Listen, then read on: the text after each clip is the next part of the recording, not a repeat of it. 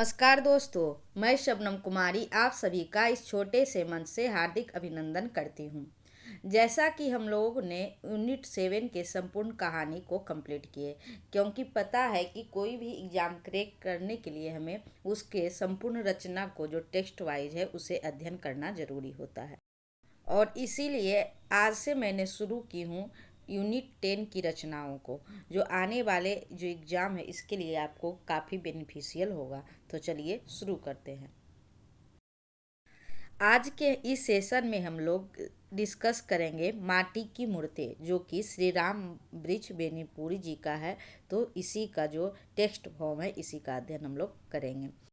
माटी की मूर्तें, राम वृक्ष बेनीपुरी। जब कभी आप गांव की ओर निकले होंगे, आपने देखा होगा किसी बड़ या पीपल के पेड़ के नीचे चबूतरे पर कुछ मूर्तें रखी होती है, माटी की मूर्तें। ये मूर्तें न इनमें कोई खूबसूरती है न रंगीनी। फलतः बौद्ध या ग्रीक रोमन मूर्तियों के हम सैदाई यदि उनमें कोई दिलचस्पी न ले, उन्हें देखते ही मुंह मोड़ ले, नाक सिकोड़ ले, तो अचरज की कौन सी बात है। किंतु इन कुरूप बदशक्ल मूर्तों में भी एक चीज़ है, शायद उस ओर हमारा ध्यान ही नहीं गया है। वह है जिंदगी। ये माटी की बनी है, माटी पर धरी है, इसीलिए जिंदगी के नज़दीक है, जिंदगी से सराबोर है। ये देखती हैं, सुनती हैं, खुश होती हैं, साप देती हैं और आशीर्वाद देती हैं। यह मूर्तें न तो किसी आसमानी देवता की होती हैं और न अवतारी देवता की। गांव के ही किसी साधारण व्यक्ति मिट्टी के पुतले किसी असाधारण अलौकिक धर्म के कारण एक दिन देवत्व प्राप्त कर लिया, देवता में गिना जाने लगा और गांव के व्यक्ति व्यक्ति के सुख दुख का दृष्टा सृष्टा बन गया। मिट्टी के उन पुतलों की ये माटी की मूर्तें, हाँ, ये देखती है, सुनती हैं, खुश होती है, नाराज होती हैं। खुश हुई तो संतान मिली, अच्छी फसल मिली, यात्रा में सुख मिला, मुकदमे में जीत मिली। और इनकी नाराजगी, बीमार पड़ गए, महामारी फैली, फसल पर ओले गिरे, घर में आग लग गई। ये जिंदगी के नज़दीक ही नहीं है, जिंदगी में समाई हुई है। इसीलिए जिंदगी के हर पुजारी का सिर इनके नज़दीक आप ही आप झुका है। बौद्ध और ग्रीक रोमन मूर्तियाँ दर्शनीय है, वंदनीय हैं, तो माटी के मूर्तें भी उपेक्षणीय नहीं। आपसे हमारा निवेदन सिर्फ इतना है। कौन कह रहे हैं? राम वृक्ष बेनीपुरी कह रहे हैं और भूमिका में कह रहे हैं। आपने राजा रानी की कहानियाँ पढ़ी है, ऋषि मुनि की गाथाएं बाँची हैं, नायकों और नेताओं की जीवनियाँ का अध्ययन किया है। बे कहानियाँ, बे कथाएँ, बे जीवनियाँ कैसी मनोरंजक, कैसी प्रोज्वल, कैसी उत्साहवर्धक, और हमें दिन दिन उनका अध्ययन, मनन, अनुशीलन करना ही चाहिए।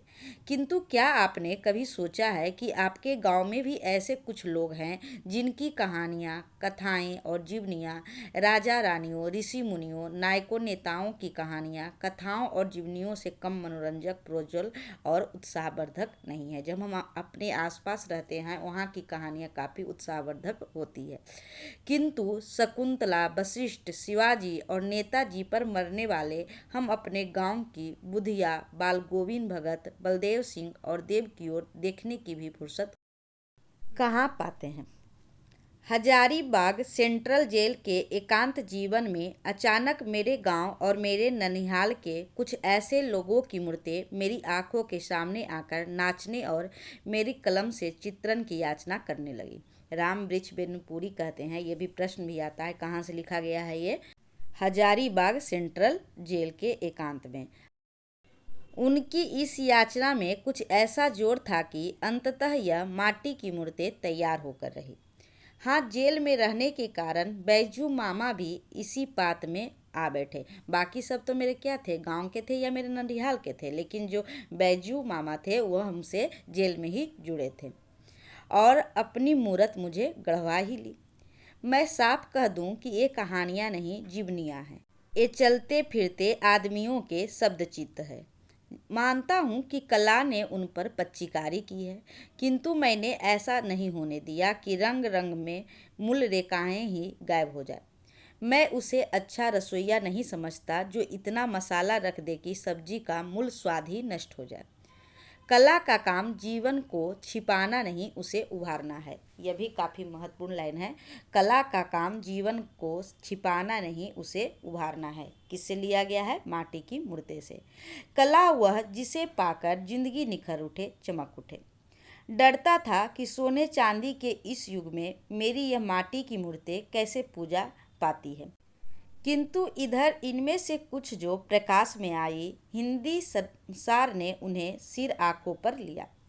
यह मेरी कलम या कला की करामत नहीं, मानवता के मन में मिट्टी के प्रति जो स्वाभाविक स्नेह है उसका परिणाम है।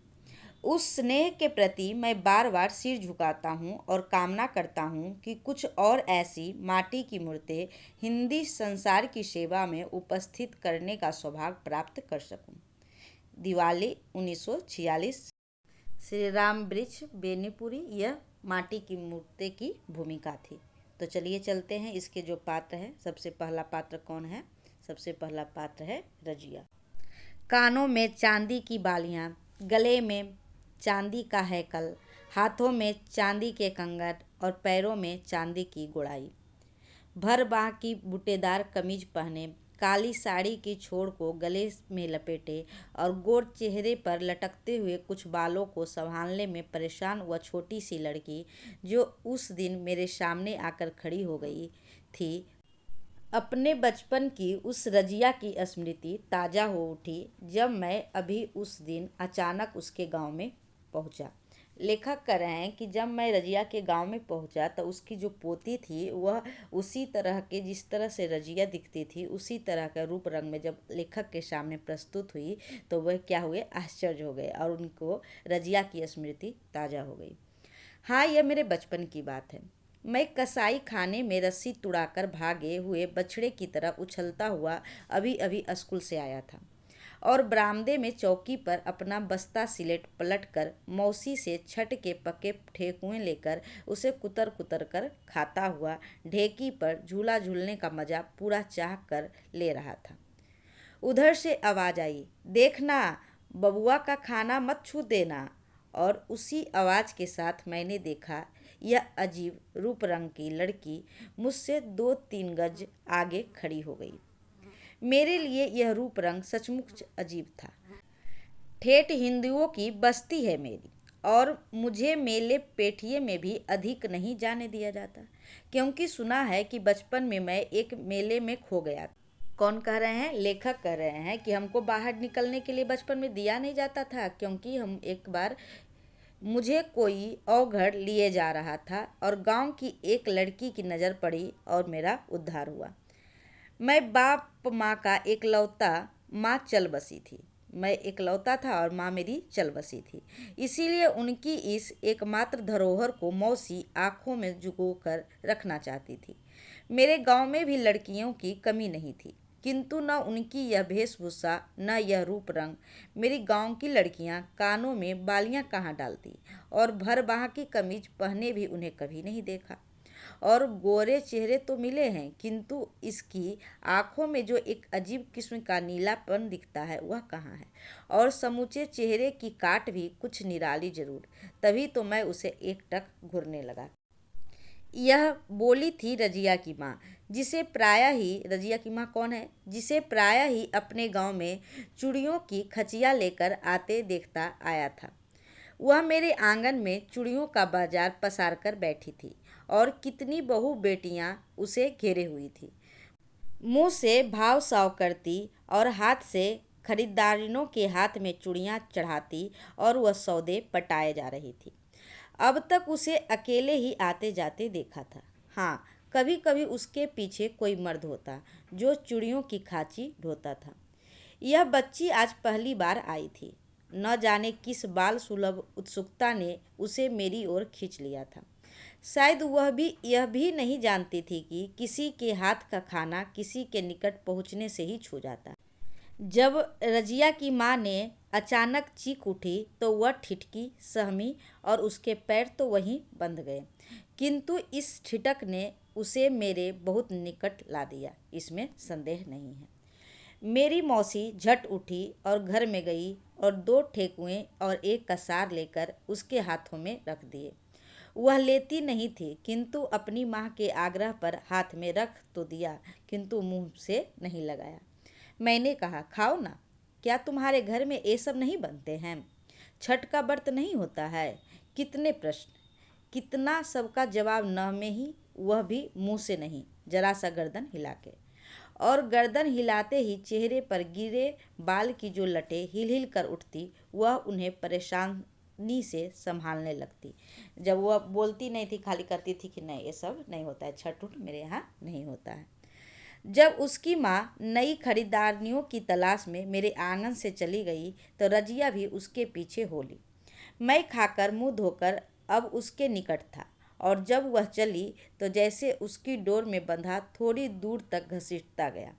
शायद मेरी भावुकता देखकर ही चूड़ीहारनियों के मुंह पर खेलने वाली अजीब सी हंसी और चुहल में ही उसकी माँ बोली, बबुआ जी, रजिया से ब्याह कीजिएगा। कौन कहती है? रजिया की माँ कहती है कि बबुआ जी, इस रजिया से ब्याह कीजिएगा, मजाक कर रही है। फिर बेटी की ओर मुखातिब होती मुस्कुराहट में कहा, क्यों रे रजिया, यह दुल्हा तुम्हें पसंद है? उसका यह कहना कि मैं मुड़कर भागा।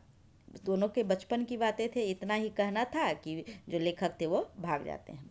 ब्याह एक मुसलमानिन से? अब रजिया की माँ ठठा कर रही थी और रजिया सिमट कर उसके पैरों में लिपटी थी। कुछ दूर निकल जाने पर मैंने मुड़कर देखा। रजिया चुल्हाड़नी, वह इसी गांव की रहने वाली। कुछ समय के बाद की बात है, रजिया क्या हो गई है, अब चूड़ीहारनी बन गई है। वह इसी गांव की रहने वाली थी। बचपन में इसी गांव में रही और जवानी में भी, क्योंकि मुसलमानों की गांव में भी शादी हो जाती थी ना। और यह अच्छा हुआ, क्योंकि बहुत दिनों तक पराया उससे अपने गांव में ही भेंट हो जाया करती थी। मैं पढ़ते पढ़ते बढ़ता गया। पढ़ने के लिए शहरों में जाना पड़ा। छुट्टियों में जब तब आता। इधर रजिया पढ़ तो नहीं सकी, हाँ, बढ़ने में मुझसे पीछे नहीं रही। कुछ दिनों तक अपनी माँ के पीछे पीछे घूमती फिरी। अभी उसके सिर पर चूड़ियों की खचिया तो नहीं पड़ी, किंतु खरीदारियों के हाथों में चूड़ियाँ पहनाने की कला वह जान गई थी। उसके हाथ मुलायम थे, बहुत मुलायम। नई बहुओं की यही राय थी। वह इसी के हाथ से चूड़ियाँ पहनना पसंद करती थी। उसकी माँ इससे प्रसन्न ही हुई। जब तक रजिया चूड़ियाँ पहनाती तब तक वह नई नई खरीदारने को फंसाती थी। कौन? रजिया की माँ। और रजिया क्या करती थी? चूड़ी पहनाती थी। रजिया बढ़ती गई। जब जब भेंट होती तब मैं पाता कि उसके शरीर में नए नए विकास हो रहे हैं, शरीर में और स्वभाव में भी। पहली भेंट के बाद पाया था कि वह कुछ प्रगल्भ हो गई है। मुझे देखते ही दौड़कर निकट आ जाती है। प्रश्न पर प्रश्न पूछती, अजीब अटपटे प्रश्न। देखिए तो, ये नई बालियाँ आपको पसंद है? क्या शहरों में भी ऐसे ही बालियाँ पहनी जाती है? मेरी माँ शहर से चूड़ियाँ लाती है। मैंने कहा है कि वह इस बार मुझे भी ले चले। आप किस तरफ रहते हैं? वहाँ क्या भेंट हो सकेगी? क्या बके जाती थी, मैं सुनता जाता था। शायद जवाब की ज़रूरत वह कभी महसूस भी नहीं करती थी। फिर कुछ दिनों के बाद पाया कि अब वह कुछ सकुचा रही है। मेरे निकट आने के पहले वह इधर उधर देखती, और जब कुछ बातें करती तो ऐसी चौकन्नी सी कि कोई देख ना ले, कोई सुन ना ले। एक दिन जब वह इसी तरह बातें कर रही थी तो मेरी भौजी ने कहा, देखियो रे रजिया, बबुआ जी को फुसला ना लीजियो। वह उनकी ओर देखकर हंस तो पड़ी, किंतु मैंने पाया कि उसके दोनों गाल लाल हो गए और उन नीली आंखों के कोने में मुझे सजल से लगे। मैंने तब से ध्यान दिया कि जब हम लोग कहीं मिलते थे तो बहुत सी आंखें हम पर भालों की नोक के ताने रहती थी। रजिया बढ़ती गई, बच्ची से किशोरी हुई, और अब जवानी के फूल उसके शरीर पर खिलने लगे हैं। अब भी वह माँ के साथ ही आती है, किंतु पहले वह माँ की एक छाया मात्र लगती थी। अब उसका स्वतंत्र अस्तित्व है, और उसकी छाया बनने के लिए कितने के दिलों में कसमसाहट है। जब वह बहनों को चूड़ियाँ पहनाती होती है तो कितने भाई तमाशा देखने के लिए वहाँ एकत्र हो जाते हैं। क्यों? बहनों के प्रति भ्रातृत्व या रजिया के प्रति अज्ञात आकर्षण उन्हें खींच लाता है।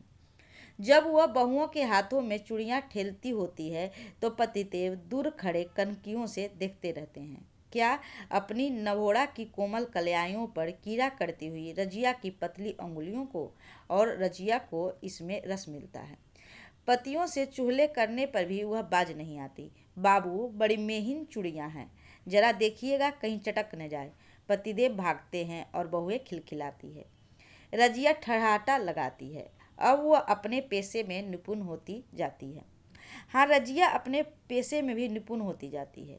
चूड़िहारियों के पेशे के लिए सिर्फ यही नहीं चाहिए कि उसके पास रंग बिरंगी चूड़ियाँ हो, सस्ती, टिकाऊ, ठटके से फैशन की, बल्कि यह पेशा चूड़ियों के साथ चूड़िहारियों के बनाव, श्रृंगार, रूप, रंग और नजो अदा को भी खोजता है। जो चूड़ी पहनाने वालों के ही नहीं, उनको भी मोह सके जिनकी जेब से चूड़ियों के लिए पैसे निकलते हैं। सफल चूड़िहारनी या रजिया की माँ भी किसी जमाने में क्या कुछ कम नहीं रही होगी। ज्यों-ज्यों शहर में रहना बढ़ता गया, रजिया से भेंट भी दुर्लभ होती गई।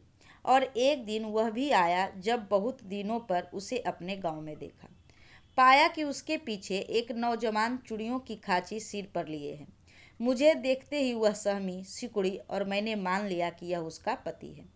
किंतु तो भी अनजान सा पूछ ही लिया कि इस जमूरे को कहाँ से उठा लाई रे? इसी से पूछिए, साथ लग गया है तो मैं क्या करूं? कौन लेखक पूछते हैं कि यह कौन है, कहाँ से उठा लाई है इस जमूरे को? तो क्या रजिया कहती है कि साथ लग गया है, वो भी मजाक करती है। नौजवान मुस्कुराया और रजिया भी हंसी, बोली, यह मेरा खाविद है मालिक, यानी वह उसका पति था। खाबिद बचपन की उस पहली मुलाकात में उसकी माँ ने दिल लगी में जो कह दिया था, ना जाने वह बात कहाँ सो पड़ी थी। अचानक वह जगी और मेरी परेशानी पर उस दिन सिकन जरूर उठ आए होंगे, मेरा विश्वास है। और एक दिन वह भी आया कि मैं भी खाबिद बना। मेरी रानी को सुहाग की चूड़ियाँ पहनाने उस दिन यही रजिया आई। क्या कहते हैं लेखक कि उसका भी पति हो गया था, और मेरा भी जब शादी हुआ तो मेरी पत्नी को चूड़ी पहनाने के लिए रजिया फिर आई। और उस दिन मेरे आंगन में कितनी धूम मचाई इस नटखट ने। यह लूँगी, वह लूँगी, और ये मुँहमांगी चीज़ें नहीं मिली तो वह लूँगी। दुल्हन टापटी रह जाएगी। हट हट, तू बबुआ जी को ले जाएगी तो फिर तुम्हारा यह हसन क्या करेगा? भौजी ने कहा। हसन कौन है? रजिया का पति। मजाक में कहती है कि तुम बबुआ जी के ले जाएगी तो यह हसन तुम्हारा क्या करेगा? भौजी ने कहा, यह भी टापटा रहेगा बहुरिया, कहकर रजिया ठट्टा मारकर हंसी और दौड़कर हसन से लिपट गई। ओहो मेरे राजा, कह दूसरा न समझना। हसन भी हंस पड़ा। रजिया अपनी प्रेम कथा सुनाने लगी। किस तरह यह हसन उसके पीछे पड़ा, किस तरह झंझटें आई और फिर किस तरह शादी हुई। वह आज भी किसी तरह छाया सा उसके पीछे घूमता है। न जाने कौन सा डर लगा रहता है इसे। और फिर मेरी रानी की कलाई पकड़कर बोली, मालिक भी तुम्हारे पीछे इस तरह छाया की तरह डोलते रहे दुल्हन। सारा आंगन हंसी से भर गया था, और उस हंसी में रजिया के कानों की बालियां ने अजीब चमक भर दी थी। मुझे ऐसा ही लगा था। जीवन का रथ खुरदुरे पथ पर बढ़ता गया, मेरा भी, रजिया का भी। इसका पता उस दिन चला कि जब बहुत दिनों पर उसे अचानक पटना में भेंट हो गई। कहाँ भेंट होती है फिर? पटना में। यह अचानक भेंट तो थी, किंतु क्या इसे भेंट कहा जाए? मैं अब ज़्यादातर घर से दूर दूर ही रहता हूँ। कभी एक आध दिन के लिए घर गया तो शाम को गया और सुबह भागा। तरह तरह की जिम्मेदारियां हैं, तरह तरह के जंजाल हैं। इन दिनों पटना में था, यो कहिए पटना सिटी में। एक छोटे से अखबार में था, पीर बावर्ची भिश्ती की तरह। यूँ जो लोग समझते हैं कि मैं संपादक ही हूँ। उन दिनों न इतने अखबार थे और न इतने संपादक, इसीलिए मेरी बड़ी कदर है। यह मैं तब जानता हूँ कि जब कभी दफ्तर से निकलता, देखता लोग मेरी ओर उंगली उठाकर फुसफुसा रहे हैं। लोगों का मुझ पर यह ध्यान मुझे हमेशा अपनी पद प्रतिष्ठा का ख्याल रखना पड़ता था। एक दिन मैं चौक से एक प्रसिद्ध पान वाले की दुकान पर पान खा रहा था। मेरे साथ मेरे कुछ प्रशंसक नवयुवक थे। एक दो बुजुर्ग भी आकर खड़े हो गए। हम पान खा रहे थे, कुछ चूहले चल रही थी, और एक बच्चा आया और बोला, बाबू, वह औरत आपको बुला रही है। चौक पर? मैं चौक पड़ा। जैसे पान खा रहे थे लेखक और चौक पर थे, और सुनने की एक औरत बुला रही, तो वे क्या हुए? चौक पड़े। युवकों में थोड़ी हलचल और बुजुर्गों के चेहरे पर रहस्यमयी मुस्कान भी मुझसे छिपी नहीं रही। औरत कौन? मेरे चेहरे पर गुस्सा था। वो लोग जो पास खड़े थे, उनके प्रशंसक, वो सब रहस्यमयी तरीके से हंस रहे थे। मेरे चेहरे पर गुस्सा था। वह लड़का सिटपिटाकर भाग गया। पान खाकर जब लोग इधर उधर चले गए तो अचानक पाता हूँ कि मेरे पैर उसी ओर उठ रहे हैं और जिस ओर उस बच्चे ने उंगली का इशारा किया था। थोड़ी दूर आगे बढ़ने पर पीछे देखा कि परिचितों में से कोई देख तो नहीं रहा है, किंतु इस चौक की शाम की रूमानी फिजा में किसी को किसी की ओर देखने की कहाँ फुर्सत। मैं आगे बढ़ता गया और वहाँ पहुँचा जहाँ उससे पूरब का वह पीपल का पेड़ है। वहाँ पहुँच ही रहा था कि देखा कि पेड़ के नीचे चबूतरे की तरफ ने एक स्त्री बढ़ी आ रही है और निकट पहुँचकर वह कह उठी, सलाम मालिक। धक्का सा लगा, किंतु पहचानते देर नहीं लगी। उसने ज्यों ही सिर उठाया, चांदी की बालियां जो चमक उठी। रजिया, यहाँ कैसे? मेरे मुंह से निकल पड़ा। सौदा सुलभ करने आई हूँ मालिक। अब तो नए किस्म के लोग हैं ना। अब लाख की चूड़ियाँ कहाँ किसी को भाती है नए लोग को। नई चूड़ियाँ, साज श्रृंगार की कुछ और भी चीज़ें ले जाती हूँ, पाउडर, क्लिप, क्या क्या चीज़ें हैं। जमाना है, दुल्हनों को नए नए मिजाज है। फिर जरा सा रुक कर बोली, सुना था आप यहीं रहते हैं मालिक। मैं तो अक्सर यहाँ आया करती हूँ। और यह जब तक पूछूं कि अकेली हो क्या, कि अचानक अर्धवयस्क आदमी ने आकर सलाम किया। यह हसन था। लंबी लंबी दाढ़ियाँ, 5 हाथ का लंबा आदमी, लंबा और मुस्टंडा भी। देखिए मालिक, यह आज भी मेरे पीछे नहीं छोड़ता। यह कहकर रजिया हंस पड़ी। अब रजिया वह नहीं थी, किंतु उनकी हंसी वही थी। वही हंसी, वही चुहल, इधर उधर की बहुत सी बातें करती रही और न जाने कब तक जारी रखती कि मुझे याद आया कि मैं कहाँ खड़ा हूँ और अब मैं कौन हूँ, कोई देख तो ना ले। किंतु वह फुर्सत दे तब ना। जब मैंने जाने की बात की तो हसन की ओर देखकर बोली, क्या देखते हो, जरा पान भी तो मालिक को खिलाओ। कितनी बार हुमच हुमच कर भरपेट ठूस चुके हो बाबू के घर में। जब हसन पान लाने के लिए चला गया तो रजिया ने बताया कि किस तरह दुनिया बदल गई है। अब तो ऐसे भी गांव हैं जहां के हिंदू मुसलमानों के हाथ से सौदे भी नहीं खरीदते। अब हिंदू चूड़ीहार नहीं है, हिंदू दर्जी है। इसीलिए रजिया जैसे खानदानी पेशे वाले को बड़ी दिक्कत हो गई है। किंतु रजिया ने यह खुशखबरी सुनाई कि मेरे गांव में यह पागलपन नहीं है। मेरी रानी तो सिवा रजिया के किसी दूसरे के हाथ से चूड़ियाँ लेती भी नहीं है। लेखक की जो पत्नी है वह रजिया के हाथ से ही चूड़ियाँ पहनती है। हसन का लाया पान खाकर जब मैं चलने को तैयार हुआ तो वह पूछने लगी कि तुम्हारा डेरा कहाँ है। मैं बड़े पसोपेश में पड़ा। डरिए मत मालिक, अकेले नहीं आऊँगी, यह भी रहेगा। क्यों मेरे राजा? यह कहकर वह हसन से लिपट गई। पगली पगली, यह शहर है शहर। यों हसन ने हंसते हुए बाहें छुड़ाई और बोला, बाबू बाल बच्चों वाली हो गई है, किंतु इसका बचपना नहीं गया है। और दूसरे दिन पाता हूँ कि रजिया मेरे डेरे पर हाजिर है। मालिक, ये चूड़ियाँ रानी के लिए, कहकर मेरे हाथों में चूड़ियाँ रख दी। मैंने कहा, तुम तो घर पर जाती ही हो, लेती जाओ, वहीं दे देना। नहीं मालिक, एक बार अपने हाथ से भी पिन्हा कर देखिए। वह खिलखिला पड़ी। और जब मैंने कहा अब इस उम्र में, तो वह हसन की ओर देखकर बोली, पूछिए इससे, आज तक मुझे यही चूड़ियाँ पिन्हाता है कि नहीं। जब हसन कुछ शर्माया तो वह बोली, घाघ है मालिक, घाघ। कैसा मुंह बना रहा है इस समय। लेकिन जब हाथ में हाथ लेता है तो ठठहाकर हंस पड़ी, इतने जोर से कि मैं चौंक कर चारों तरफ देखने लगा। फिर कुछ समय बाद की बात है। हाँ, तो अचानक उस दिन उसके गांव में पहुंच गया। चुनाव का चक्कर जहां ना ले जाए, जिस अवघट घाट पर ना खड़ा कर दे। नाक में पेट्रोल के धुएं की गंध, कान में साय साय की आवाज़ और चेहरे पर गरद गुबार का अंबार। परेशान, बदहवास। किंतु उस गांव में ज्यों ही मेरी जीप घुसी, मैं एक खास किस्म की भावना से अभिभूत हो गया। यह रजिया का गांव है, यहाँ रजिया रहती थी। किंतु क्या आज मैं यहाँ भी यह पूछ सकता हूँ, यहाँ कोई रजिया नाम की चूड़ीहानी रहती है या है? हसन का नाम लेने में शर्म लगती है। मैं वहाँ नेता बनकर गया था, मेरी जय जयकार हो रही थी। कुछ लोग मुझसे घेरे पड़े थे। जिसके दरवाजे पर जाकर पान खाऊंगा वह अपने को बड़भागी समझेगा। जब लेखक पद प्रतिष्ठा प्राप्त हुआ उनको, रामवृक्ष बेनीपुरी जी को, तो वह चुनाव प्रचार के लिए वो गांव गए थे। मैं जिसके दरवाजे पर जाकर पान खाऊंगा वह अपने को बड़भागी समझेगा। जिससे दो बात कर लूँगा वह स्वयं चर्चा का एक विषय बन जाएगा। इस समय मुझे कुछ ऊंचाई पर ही रहना चाहिए। जीप से उतरकर लोगों से बातें कर रहा था, या यूँ कहिए कि कल्पना के पहाड़ पर खड़े होकर एक आने वाले स्वर्ण युग के संदेश लोगों को सुना रहा था। किंतु दिमाग में कुछ गुत्थियां उलझी थी। जीव अभ्यास बस एक काम किए जा रही थी, अंतर मन कुछ दूसरा ही ताना बाना बुन रहा था। दोनों में कोई तारतम्य न था, किंतु इसमें से किसी एक की गति में भी क्या बाधा डाली जा सकती है। फिर अचानक लो, यह क्या, वह रजिया चली आ रही थी। रजिया, वह बच्ची, अरे रजिया फिर बच्ची हो गई।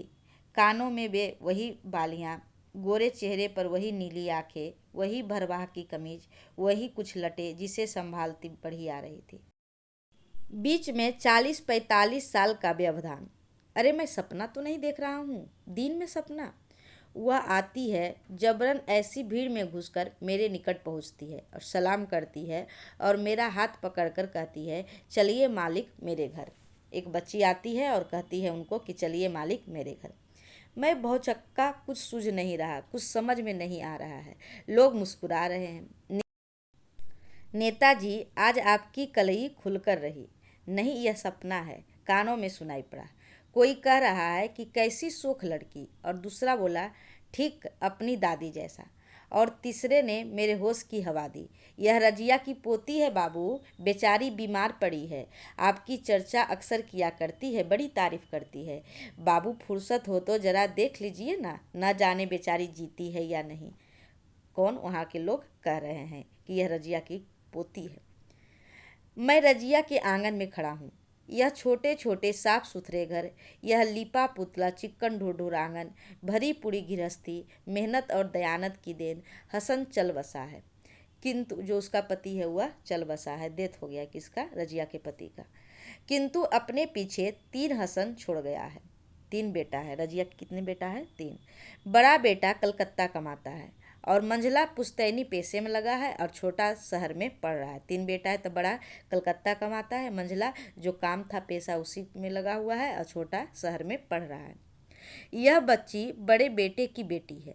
दादा का सिर पोते में और दादी का चेहरा पोती में, हूबहू रजिया।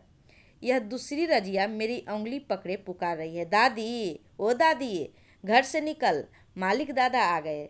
किंतु पहली वह रजिया निकल नहीं रही है। कैसे निकलते? बीमारी के मैले कुचेले कपड़ों में मेरे सामने कैसे आवे?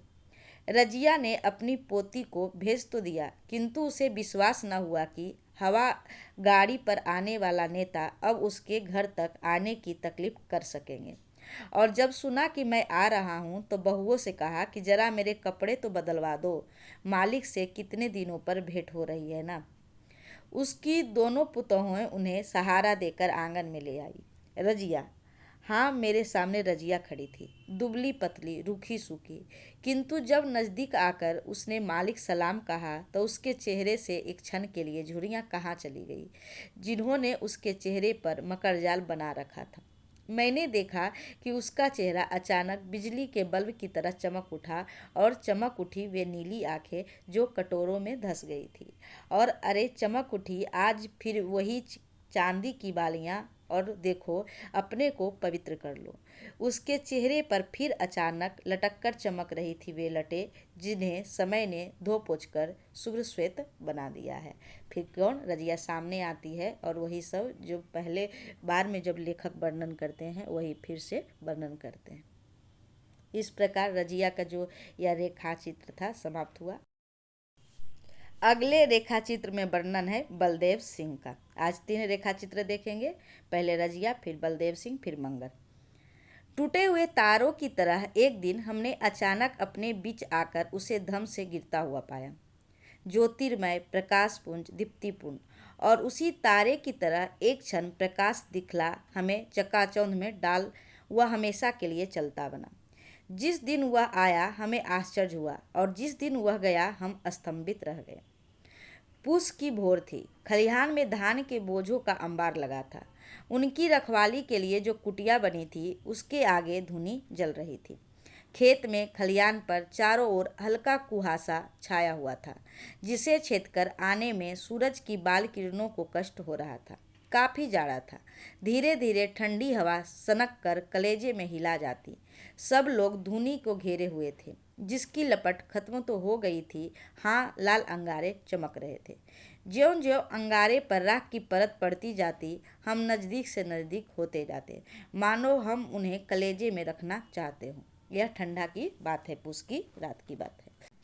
दौनी के लिए खलियानों के बीचे बीच जो बांस गड़ा था, उसके धान के शीशों वाले झब्बे सिर पर एक काला भुजंग पंछी बैठा कभी कभी चीख कर उसे निस्तब्धता को भंग करने की तुच्छ चेष्टा कर रहा था। वो जो धान रखा जाता है, तब बीच में बांस गड़ा जाता है और चारों तरफ बैल को घुमाया जाता है, वही बात लेखक कर रहे हैं। इसी समय एक नौजवान आकर दूर से ही मेरे मामा जी को देखकर चिल्ला उठा, पाँव लागी चाचा जी। हम सबका ध्यान उसकी ओर गया। एक गबरू जवान अभी मुझ की मसे भींग रही थी, रंग गोरा, जिस पर बाल किरणों ने सोना सा पोत रखा था। दाहिने हाथ में बांस की लंबी लाल लाठी, बड़ी सजीली, घरे पोन वाली, गांव दुम सी उतार वाली। बाएं हाथ में लोटा लिए वह शौचालय से लौट रहा था। बादामी रंग के मोटिये का जो लंबा खलिस्ता कुर्ता पहन रखा था और उसके भीतर से उसके शरीर का गठीलापन और सौंदर्य फूट पड़ा था। ओ बलदेव, तुम कब आए? उनके मामा जी को जो प्रणाम करते हैं तो कहते हैं उनके मामा जी, ओ बलदेव, क्या नाम था उनका? बलदेव, तुम कब आए? बहुत दिनों पर दिखाई दिए। पूरब कमाते हो, खुश रहो, लेकिन हम लोगों को भी मत भूलो। शायद 2 बरस पर आए हो। यों ही मामा जी ने उससे पूछताछ की। बड़ी अजीजी से उसने क्षमा मांगी, फिर बोला, चाचा जी, अब सोचा है कि यहीं रहूँगा। बहुत दुनिया देखी, मन कहीं नहीं लगा। ननिहाल से भी जी उब गया। यह पुश्तैनी जमीन जैसे डोर लगाकर खींचती रहती है। सोचता हूँ कि अब आप लोगों की सेवा में ही जिंदगी गुजार दूँ। नवयुवकों को जब मालूम हुआ कि बलदेव सिंह यहीं बसेंगे, उन्हें आनंद का ठिकाना न रहा। बलदेव सिंह के पिता भी भरी जवानी में मरे। बलदेव तब छोटे से बच्चे थे। उनकी माँ उन्हें लेकर मायके चली गई और तब से वह बेचारी वहीं रही। जवान होने पर बलदेव पूरब जाने लगा। वहाँ बंगाल में किसी राजा के दरबार में पहलवानी करते। काफ़ी पैसे मिले। अब उन्हें अपनी पुश्तैनी जमीन की याद आई थी। बलदेव कौन थे? उनके पिता जो थे वह जवानी में ही डेथ कर गए थे और उसकी माँ तब क्या की, उनको अपने लेकर मायकर चली गई थी। और जब बलदेव बड़ा हुए तो वे बंगाल में किसी राजा के यहाँ पहलवानी करते थे। वह जो घर खंडहर बना था, फिर एक बार आबाद हुआ। गांव में उनके आने से नई जान आ गई, जवानी आ गई। अखाड़ा खुल गया, उसमें कुश्तियाँ होने लगी। भोर में कुश्तियाँ, शाम में पट्टेबाजी, गदका, लाठी चलाना आदि। पेटियाँ के दिन बलदेव सिंह शिष्य मंडली के साथ सदल बल चलते देखते ही बनता था। आगे आगे बलदेव सिंह जा रहे हैं, पैरों में बूट जो बंगाल से ही लाए थे, कमर में धोती जिसे कच्छे की तरह अजीब ढंग से पहनते। वह घुटनों से थोड़ा ही नीचे जाती, घुटनों के नज़दीक उसमें चुन्नट होती, जिससे चलते समय लहराती रहती। लंबा कुर्ता गर्दन की बगल में, जिसमें एक ही ठुंडी। कुर्ता काफ़ी घेरदार, बाह में घेरा इतना कि बड़ा कि हाथी का पैर भी समा जाए उसमें। गले में सोने की छोटी सी ठोस ताबूजों की पंक्ति, जिसमें कुछ चौकोर और कुछ चंद्राकार। सिर पर कलंगीदार मुरेठा, जिसका एक लंबा छोर उनकी पीठ पर झूलता। हाथ में सरसों का तेल और कच्चा दूध पिला पिलाकर पोसी पाली गई लाल सुर्ख लंबी लाठी, या कभी कभी वह मोटा डंडा, जिसमें कुर्ते के नीचे कमर से लटकती हुई गंडासे की फली बात ही बात में फिट करके वह साक्षात यम बन सकते थे। अपनी ताकत और हिम्मत का उन्हें इतना विश्वास था कि झूमते हुए, सिर ऊंचा किए, छाती ताने शेर की तरह चलते। आगे आगे वह, पीछे पीछे इसी बनठन और रूप रंग के उनके शिष्य मंडली होती थी। रास्ते में पेठिया में उनका सुंदर सुडौल शरीर देखकर किसकी आंखें न निहाल हो उठती। शरीर में इतनी ताकत, लेकिन स्वभाव कैसा, बच्चों सा निरीह निर्विकार। चेहरे पर हमेशा हंसी खेलती रहती। सबके साथ नम्रता से पेश आते, कभी गुस्सा उनमें देखा ही नहीं गया। सबकी सेवा करने को सर्वदा प्रस्तुत। बच्चे उन्हें देखते ही लिपट जाते। बूढ़ों की आंखें उन पर आशीर्वाद बरसाती। जवानों के तो वे देवता बन चुके थे। किनके बारे में बात हो रही है? बलदेव सिंह के बारे में। वे क्या है? पहलवान है। उन दिनों हिंदू मुसलमानों की तनातनी नहीं थी। दोनों दूध चीनी की तरह घुले मिले थे। हिंदू की होली में मुसलमानों की दाढ़ी रंगी होती और मुसलमानों की ताजिए में हिंदू के कंधे लगे होते। ताजिए के दिन थे। मेरे गांव में भी ताजिया बना था, यद्यपि एक मुसलमान वहाँ नहीं है। एक बूढ़े मौलवी साहब बुलाए गए थे जो उनके धार्मिक कृत्य कर लेते। हमें सरोकार था कि सिर्फ ताजिए के निकट हो हल्ला मचाने से। शाम हुई, जल्द जल्द खा पी कर सब लोग एकत्र हुए। ताशे बज रहे थे, लकड़ी खेली जा रही थी, गदके भांजे जा रहे थे और पट्टेबाजी हो रही थी।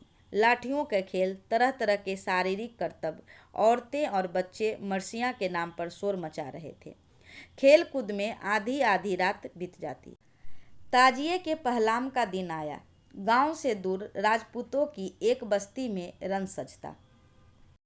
वहीं जवार भर के ताजिए इकट्ठे किए जाते। लोगों की अपार भीड़, तरह तरह के रंगीन कपड़ों की चमकमक, बूढ़े जवान, बच्चे, औरतें, तरह तरह के मारू बाजे बज रहे थे।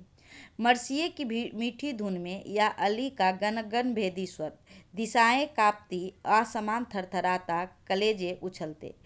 जवार भर के जवानों का तो यही दिन था। बन ठन के आए हुए थे। कहीं कुश्तियां हो रही थी तो कहीं मेढ़े लगाए जा रहे थे, कहीं लाठी गटके लकड़ी के हाथ में करामतें दिखाई जाती।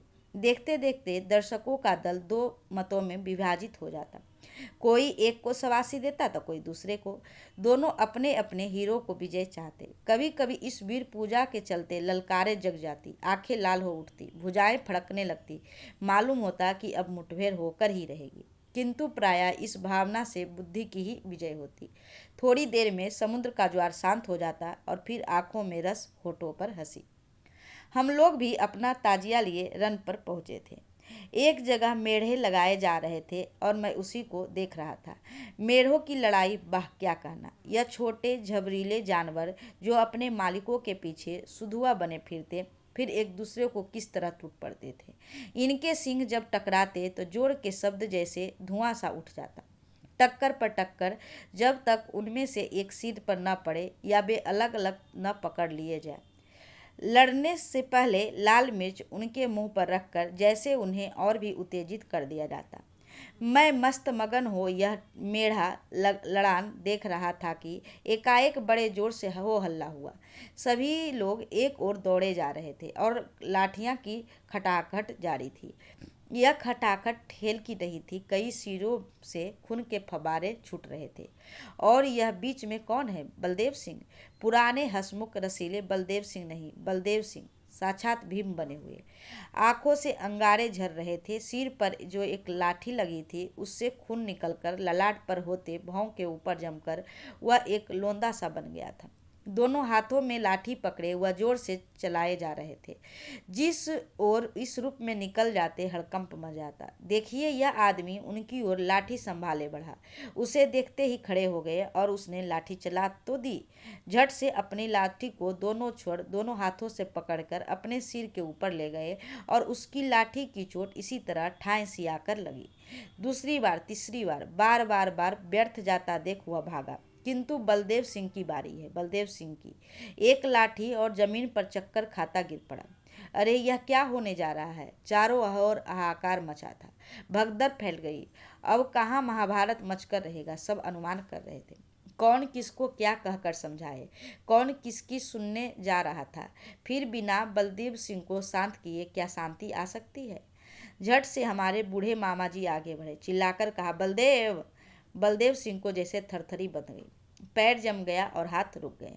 किंतु तुरंत संभल कर बोले, चाचा जी आप मत रोकिए, इन लोगों को लाठी का घमंड हो गया है। मैं जरा बतला देना चाहता हूँ कि लाठी क्या चीज़ है। उनकी सांस जोर जोर से चल रही थी। गुस्से में वे बातें टूट टूट कर निकली। सचमुच बलदेव सिंह के इसमें कोई हाथ न था। उन्हें लाचार होकर कूदना पड़ा था। एक जोड़ी कुश्ती लड़ी जा रही थी। दोनों पहलवान बलदेव सिंह से अपरिचित थे। उनमें से एक ने फाउल प्ले करना चाहा। बलदेव ने अलग से ही रोका, मना किया, ऐसा करना मुनासिब नहीं। बस इसकी बात सुनते ही उसके पक्ष वाले इन पर बिगड़े गुर्राए, क्योंकि वे लोग लाठी चलाने में इस जवार में सरगना समझ जाते थे। उन्हें घमंड था कि उन्हें 100 खून माफ है, किंतु बलदेव सिंह का धौंस कहाँ बर्दाश्त करने वाले। बात ही बात बढ़ियाई और उनका नतीजा यह। खैर, मामा जी के पड़ने से बलदेव सिंह शांत हुए, किंतु अब तो उनकी विजय भी हो चुकी थी। मैदान उनका था। उनकी शिष्य मंडली के साथ हम किस तरह शान से उन्हें घर लाए। हम आज विजयी हैं। हमारा गांव विजयी था, मानो राम लंका विजय कर अयोध्या पहुंचे थे। कुछ समय की बात है। अगर शेरशाह और शिवाजी के दिन होते तो बलदेव सिंह फौज में भर्ती होते और सिपाही से होते होते सूबेदार तक हो गए होते, इसमें कोई शक नहीं। सूरत, शकल, बल, हिम्मत सब कुछ उनमें थे, जो सामंत शाही के उस युग में उन्हें अच्छे अच्छे फौजी पद पर पहुंचा देता। उस समय बलदेव सिंह किस शान से हमारे गांव में आते, घोड़े पर सवार, कलंगीदार पगड़ी, कड़ी कड़ी मूछे, आगे पीछे नौकर चाकर। किंतु अंग्रेजी राज में यह कहाँ संभव था। हाँ, जो संभव था वही हम देखते हैं। वीरता अपने लिए कोई निकास का रास्ता तो बनाने वाली ही थी। यह अजीब है हमारी बस्ती, चारों ओर राजपूत और अहीरों का ठठ। राजपूतों में अगर राम की शान हो तो ग्वालों में कृष्ण की यादवी आन बान। दोनों कौमों में जैसे खानदानी बैर चल रहा था। छोटी छोटी बात पर भी तनाव हो जाता, मूछें कड़ी हो उठती, आंखें लाल हो जाती और लाठियां चलकर रहती। दोनों कौमों दो गिरोह की हैसियत से लड़ती थी, तो गिरोह के अंदर भी युद्ध जारी ही रहता था। भाई भाई में, पड़ोसी पड़ोसी में, एक बित्ता जमीन के लिए, आम के एक फल के लिए, शीशम के एक डाल के लिए खून के फव्वारे छूटते थे। ये युद्ध प्रायः आकस्मिक होते। खेत की जुताई हो रही है और पेड़ के पीछे गपशप हो रही है। रास्ता चलते चलते भी लोगों के गुत्थम गुत्थी हो गई, किंतु कभी कभार यह जमकर लड़ाइयाँ भी होती। दोनों पक्ष से लोगों का बिटोरा होता, भाई बंद जुटते, कुटुंब कबीले में लोग आते और कुछ लोग पैसों पर भी बुलाए जाते। ऐसे मौके आने पर हमारे जवार में कहीं भी कोई जमकर लड़ाई होती थी तो बलदेव सिंह एक न एक पक्ष से जरूर बुलाए जाते, और जिस तरफ बलदेव सिंह होते उसी पक्ष की जय भी निश्चित होती। एक बार इस तरह का धर्म युद्ध देखने का मौका मुझे भी मिला। बिशुनपुर में दो भाई क्षत्रिय थे, दोनों की दांत कट्टी रोटी थी, किंतु आखिर दिल टूटा तो एक दूसरों के जान के दुश्मन बनकर रहे। घर द्वार, खेत खलिहान सबका बंटवारा हो चुका था। दोनों एक आंगन में रहते हुए भी दो दुनिया के जीव थे। संजोग से उस साल आम के एक पेड़ के लिए दोनों भाइयों में तनातनी हो गई। वह लंगड़ा आम का पेड़। हमने जाकर देखा, फलों के गुच्छों से लदी उसकी डाल डाल जैसे जमीन छूने को ललक रही हो। हरे हरे पत्ते उन सफेदी लिए हुए आमों के गुच्छों में न जाने कहाँ छिप रहे हैं।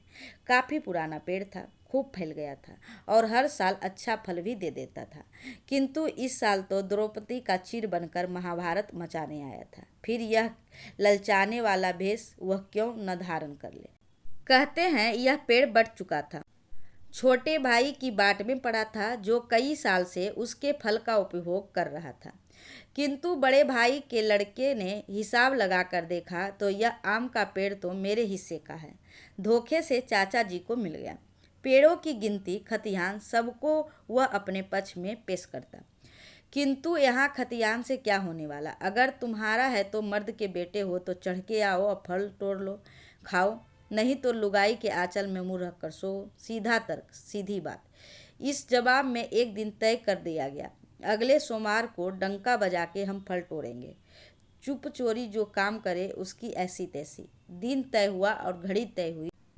दोनों तरफ से घिटोरा होने लगा। बलदेव सिंह के पास भी दोनों पक्षों से निमंत्रण आने लगे, किंतु यहाँ तो कृष्ण जी की टेक थी, जो खुद मेरे पास पहले आएगा उसका साथ दूंगा। यह चिट्ठी पत्री क्या चीज़। बड़े भाई का बेटा एक दिन घोड़े पर सवार पहुँचा।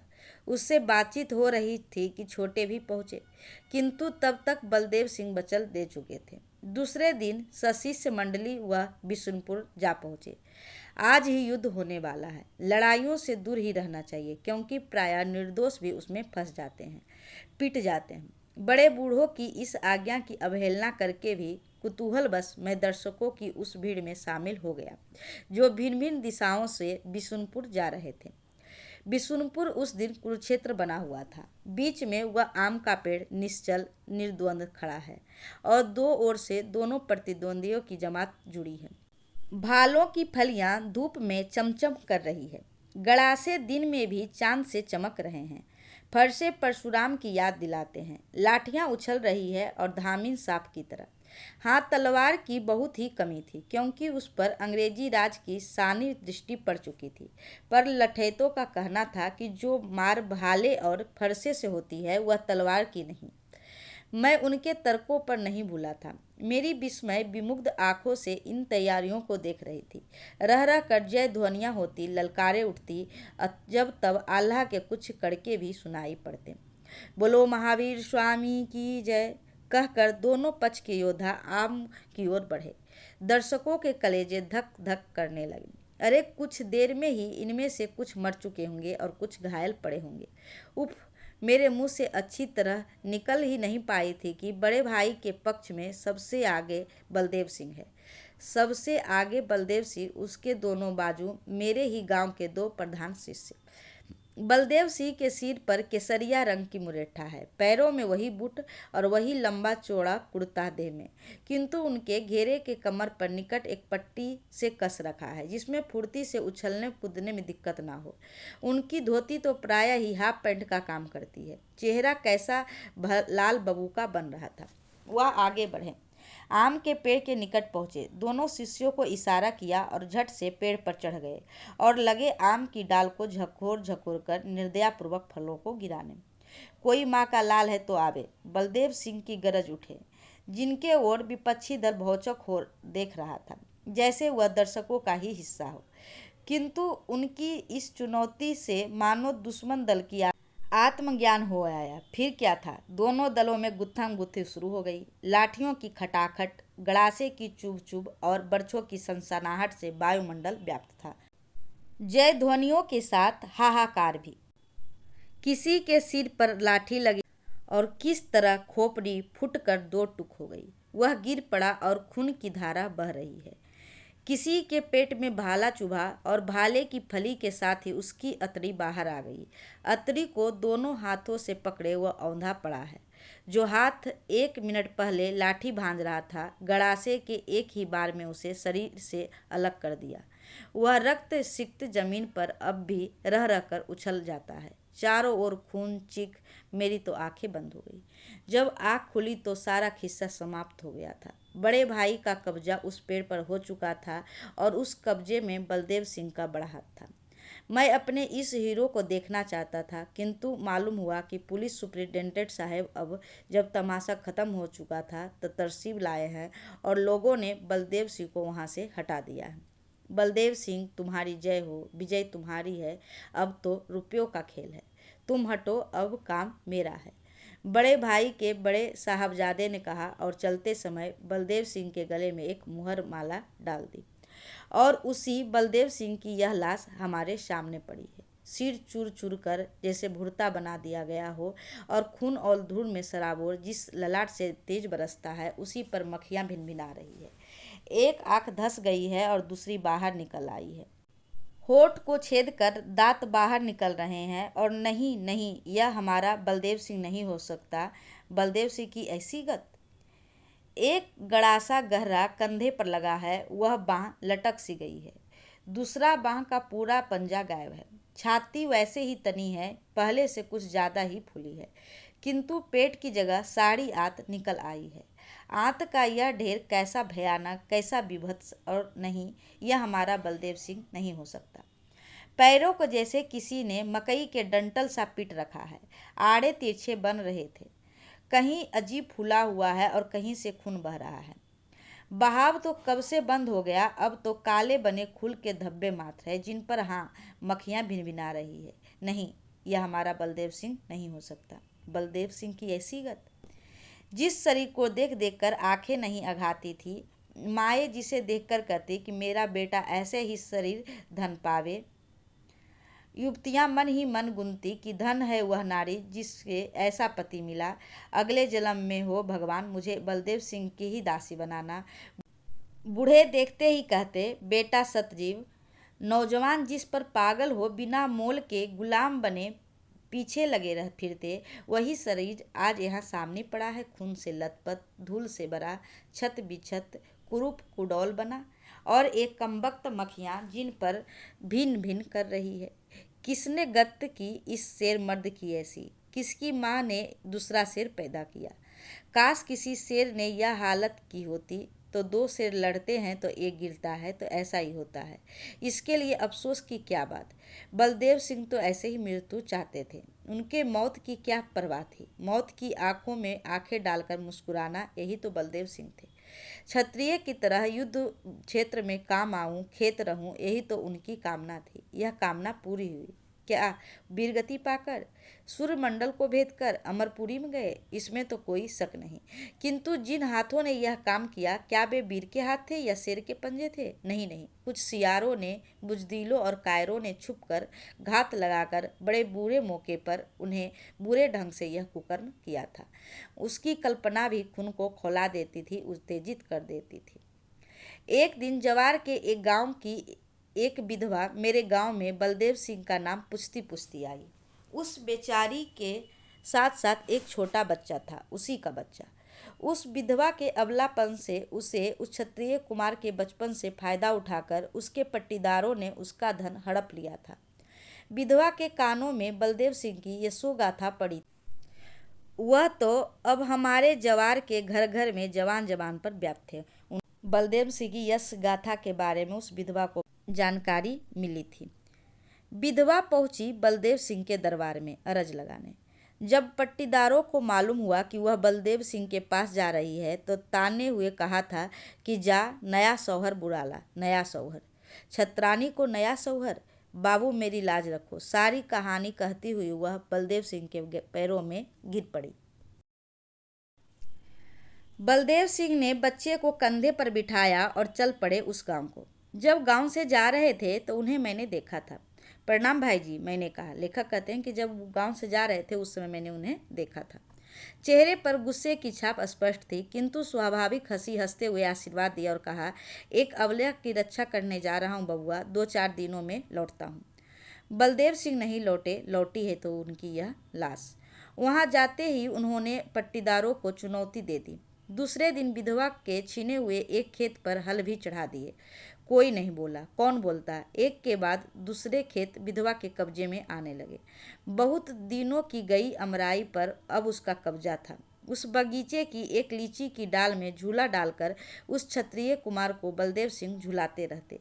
जो लोग विधवा के पट्टीदारों पर डर से कल बोलते नहीं थे, अब वे ही बलदेव सिंह को शाबाशी देते हुए उस छोटे से बच्चे को अपना पुराना नाता जोड़ते, क्योंकि अब वह विधवा अबला नहीं थी। पिता खोकर उस बच्चे ने एक धर्म का पिता पा लिया था। बलदेव सिंह के साथ उनके कुछ शिष्य भी गए थे। अब मामला पूरी तरह शांत हो चला था। उस गांव के भी काफ़ी लोग उनके पक्ष में आ गए थे। तब उन्होंने एक एक करके अपने शिष्यों को वहां से रवाना कर दिया। बेचारी विधवा पर ज़्यादा खर्च का बोझ क्यों रहने दे। अंततः एक दिन तय हुआ कि अब मैं भी जाऊंगा, और वह कल नहीं देख सके। उनकी आदत थी कि बहुत सवेरे बिल्कुल मुंह अंधेरे शौच को जाते, गांव से काफ़ी दूर निकल जाते। जब तक तनाव था अपने साथ किसी शिष्य को ले लेते थे। हथियार तो हमेशा पास ही रखते थे, कम से कम हाथ में लाठी और कमर में गड़ासे की फली, जिसे बात की बात में लाठी पर लगाकर प्रलयकार बन जा सकते। किंतु उस दिन निश्चित हो वह यह सिर्फ लोटा ही लेकर बाहर निकल पड़े। सारा गांव भोर की सुख निंदिया ले रहा था, किंतु उनके लिए मौत का फंदा डाला जा चुका था। एक नीची खाई में वह शौच के लिए बैठे ही थे कि उनके सिर पर लाठी का एक वज्र प्रहार हुआ। एक क्षण के लिए वे जैसे बेहोश हो गए, फिर तुरंत खड़े हुए सामने पड़े लोटों को हाथ में उठाकर उसी से ढाल का काम लेने लगे। दूसरी लाठी लोटे पर टन सी आवाज, तीसरी लाठी फूल का वह लोटा चूर-चूर हो गया। फिर क्या था, लाठी गड़ा से बरछे चारों ओर से बरसने लगे। बीच में उछलकर एक बार उस चक्रव्यूह से अभिमन्यु की तरह निकलने की कोशिश की, किंतु फिर घेर लिए गए। और हाँ, उस सन्नाटे के आलम में जब दुनिया भोर की सुख निंदिया ले रही थी, उस कायरों सियारों ने इस शेर मर्द की वह दुर्गति की, जो हम यह सामने देख रहे हैं। एक भोर थी जब मैंने बलदेव सिंह को वह रूप था आभामय, जीवनमय, यौवनमय, और आज भी एक भोर है जब हम उन्हें इस रूप में देख रहे हैं। उफ। अह। इस प्रकार माटी की मूर्ति के जो दो चरित्र थे, रजिया और बलदेव सिंह, उसकी कथा इसमें मैंने कह सुनाई। और आगे मंगर और उस प्रकार की कथा आएगी। और एक मंगर का भी डालने से काफ़ी लंबा ये वीडियो हो जाता है, इसीलिए आज इतना ही रहने देते हैं। आपको कैसा लगा कमेंट में ज़रूर बताइएगा, और इस तरह सपोर्ट करने के लिए शुक्रिया। Thanks for watching.